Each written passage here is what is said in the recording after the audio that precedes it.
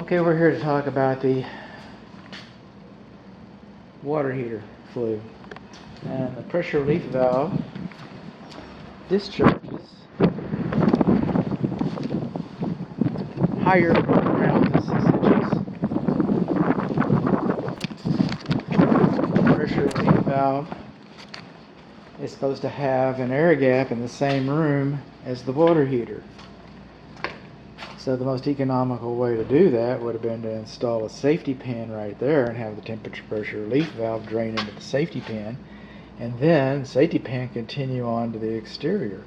At that point, it's a safety pan drain, and it's not too far from the ground at that point.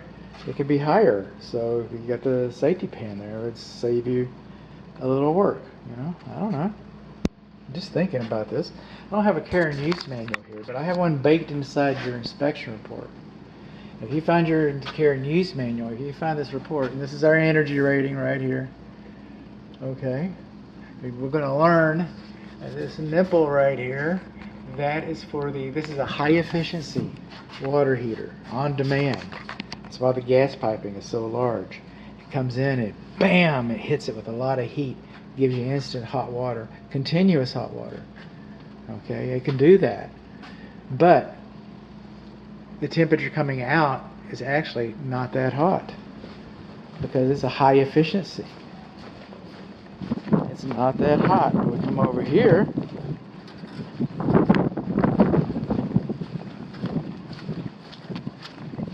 We look at our exhaust. It kind of looks like it's experienced some heat, doesn't it? Why has it got that effect? Why does it look like it's got heat? See, it does exhaust. It exhausts carbon monoxide and emissions and those kinds of things. So it does exhaust, and we do want it to exhaust. But being high efficiency, we collect most of the heat and put it into the water. We want it to go where we want it to be used as we would like it.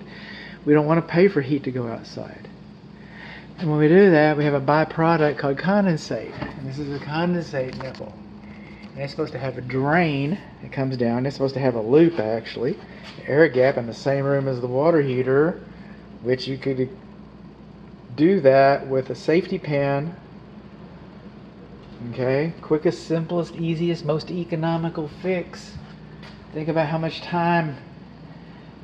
your time is worth. To sit here and argue about this over and over and over and over and over again. My goodness. No, it's in the instructions.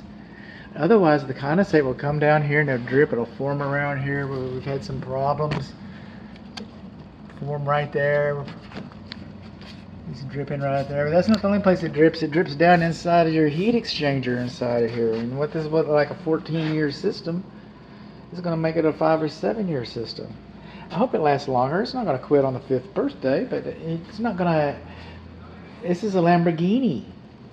It's supposed to be treated with a little bit of respect, or it's not going to last for you. You're going to lose your investment. You'll be buying it. If you want to buy a new tankless water heater every 5 years, well, there's that business model too. But if you don't, you can get yourself a condensate drain, as it is in the instructions. And the gas, see that nice little gas ribbon right there? That has not been molested. You see, Rheem knows about how much gas pressure is coming to a residential home. So all these units are pretty much set to bolt up and run. But this is a Lamborghini.